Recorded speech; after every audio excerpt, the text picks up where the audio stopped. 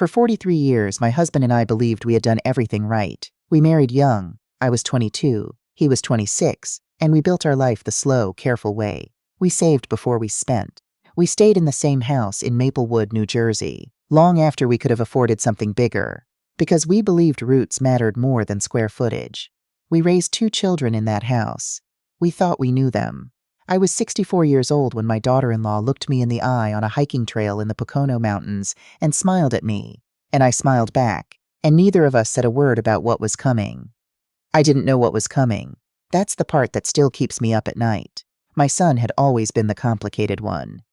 Not troubled, complicated. He was brilliant in a way that made teachers nervous, the kind of child who asked questions they couldn't answer, and then looked at them with something close to pity when they stumbled. His sister was the easy one, warm and straightforward, the kind of girl who brought home stray cats and cried at commercials. My son collected information. He didn't cry at anything, as far as I ever saw. His name is Wesley. I'm going to use his name because he used mine. Used it on forms, on accounts, on documents I never saw until it was too late. I first met his wife, Nadine, at a dinner he arranged at a restaurant downtown. He called it a low-key introduction, which I remember thinking was an odd way to describe bringing someone home to meet your parents. But that was everything was managed. Everything was framed before it was presented. Nadine was polished in a way that read as warmth, if you weren't paying close enough attention. She laughed at the right moments. She asked my husband about his years working in municipal planning, and she listened, or appeared to listen, with her chin resting on one hand, nodding slowly. Afterward, on the drive home, my husband said, "I like her." I said I did too. I wasn't lying exactly. I just wasn't right. They married 18 months later. My husband and I paid for the rehearsal dinner, which cost more than our first car. We didn't complain. Wesley was our son. Nadine was going to be our daughter-in-law. You give what you can give because that's what you do. The first thing I noticed, the first real thing, not just a feeling, was the account. My husband and I had a joint savings account we'd held for over 30 years. It was our emergency fund, our buffer, the thing that let us sleep at night. We'd never touched the principal. The interest alone had grown it steadily for decades. It wasn't a fortune, but it was ours, and we'd been careful with it the way careful people are careful, quietly, without drama, over time.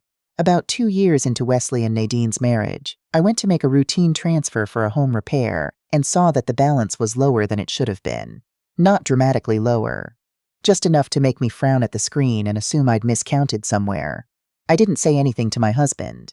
I didn't want to worry him.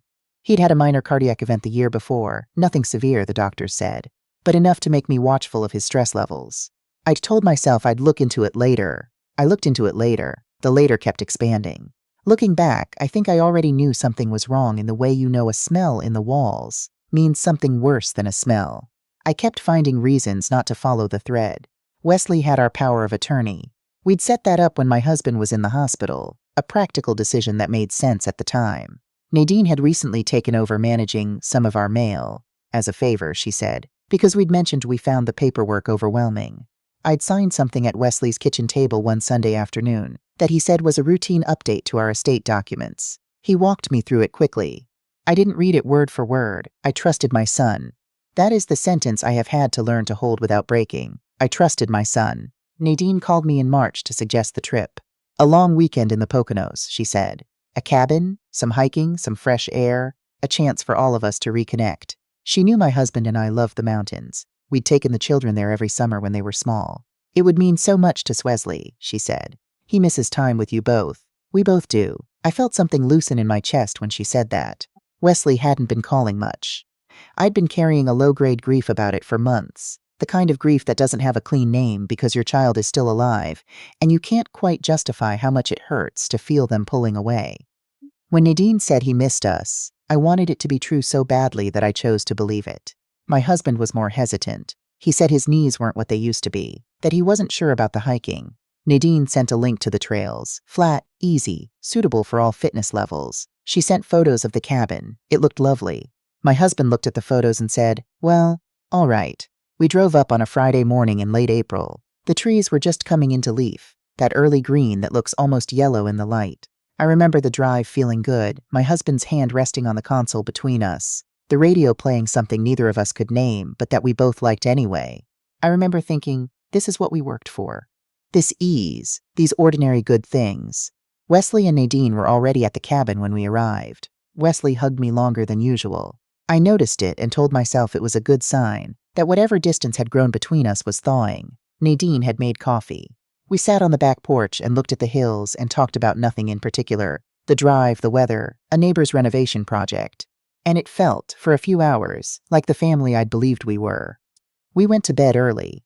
I slept well, which I mention because I want you to understand how completely I did not see it coming.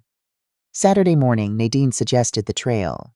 There was a ridge about 2 miles in, she said, with a view that was supposed to be spectacular. We should bring water, she said. It wouldn't take long. My husband laced up his old hiking boots in the kitchen while I made us both a quick breakfast. Wesley stood in the doorway watching. He was on his phone.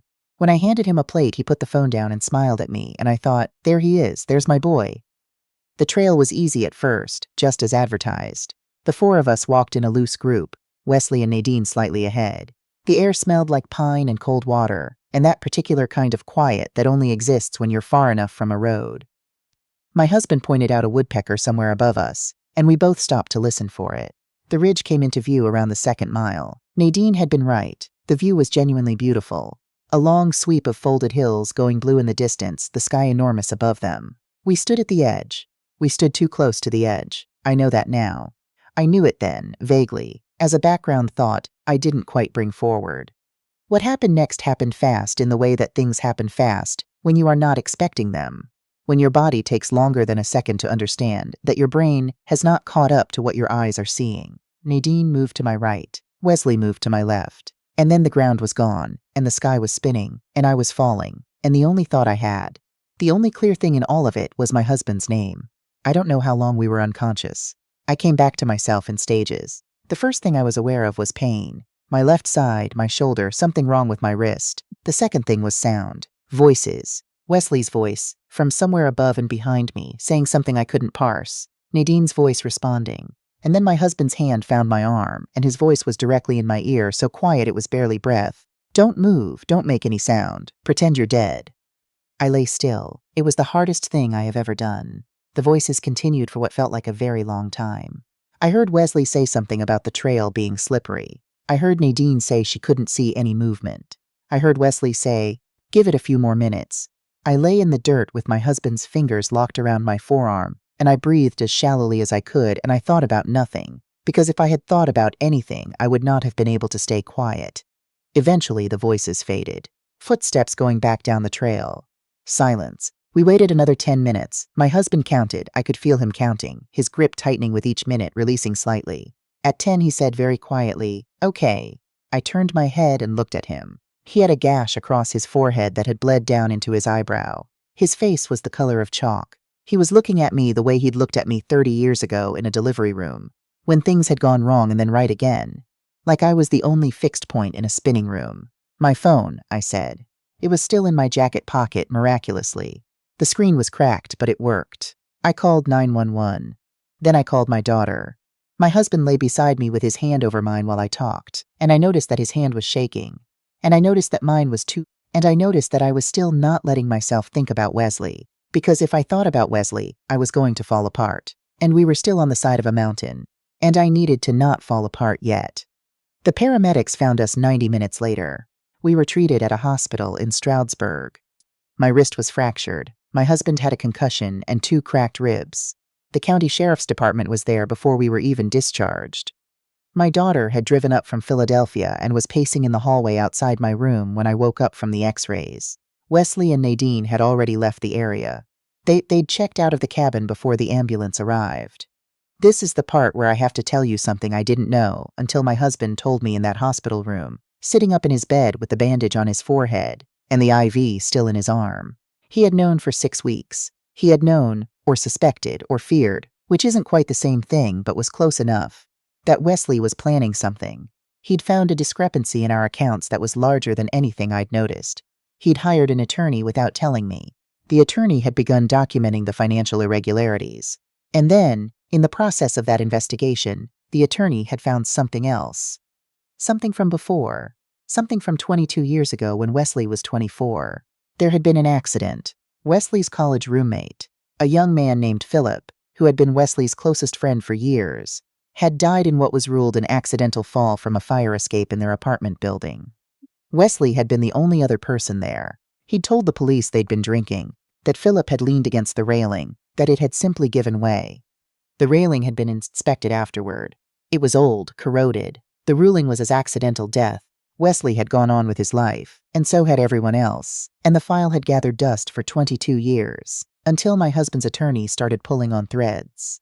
I lay in my hospital bed, and I looked at the ceiling, and I thought about a young man named Philip, who had died at 24, and whose parents had believed it was an accident, and whose memory had been sitting quietly in a police file while my son built his career and married his wife, and smiled at me over coffee on that porch just yesterday morning.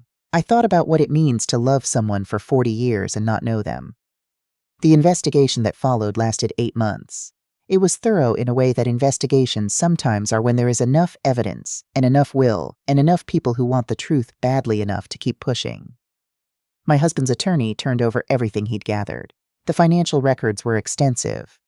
Wesley had been moving money through accounts we hadn't known existed, using the power of attorney he'd convinced us to give him, using forms I'd signed at that kitchen table without reading carefully enough. The total amount was not small. The roommate's case was reopened. I won't detail every piece of evidence. Some of it is still part of an ongoing proceeding, and my own attorney has advised me to be careful.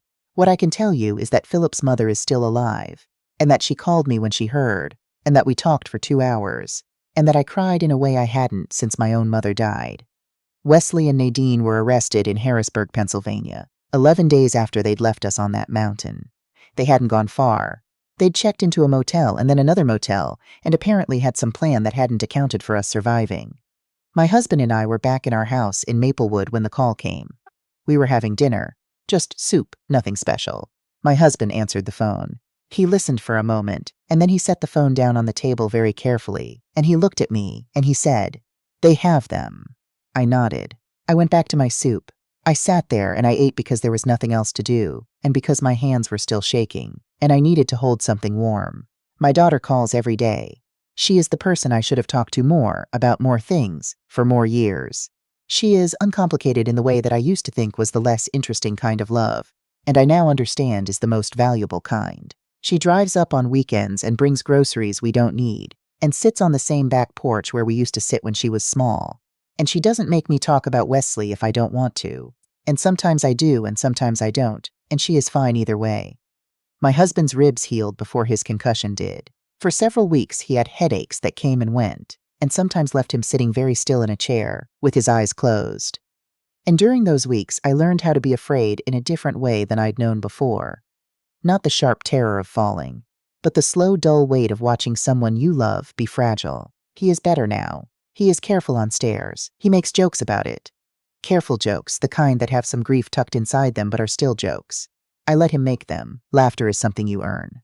The trial date has been set. I am not going to say that I am not afraid of it, because I am. I am afraid of being in the same room as my son. I am afraid of looking at him and seeing the child I raised, and the man he became in the same faces at the same time, because I have no idea how to hold both of those things and not shatter. But I am going. My husband is going. My daughter is going to sit between us and hold both our hands. And we are going to let the truth be said out loud in a room full of people who need to hear it. What I want to tell you, the reason I'm sitting here putting this into words at all, is that the hardest part of what happened to us is not the fall. The fall was terrible, but it was over quickly. The hardest part is the 22 years before the fall. The Sunday dinners, the Christmas mornings, the graduation, the wedding, the hospital waiting room. All the ordinary time I spent loving someone who was not what I believed him to be. I don't know how to stop loving him. I have tried to locate, somewhere inside myself, the switch that turns that off, and I can't find it. I don't think it exists. I think what I am left with instead is loving who I thought he was while grieving that he isn't that. And those two things are going to have to live inside me at the same time, unresolved, for whatever time I have left. That is not the ending I would have chosen. But it is the true one. My husband reached over at breakfast this morning and refilled my coffee without being asked, the way he has been doing for 4 decades. I watched him do it. I thought, this is still here. This man, this kitchen, this ordinary, unremarkable good thing. It is enough. Some days, barely. But it is enough.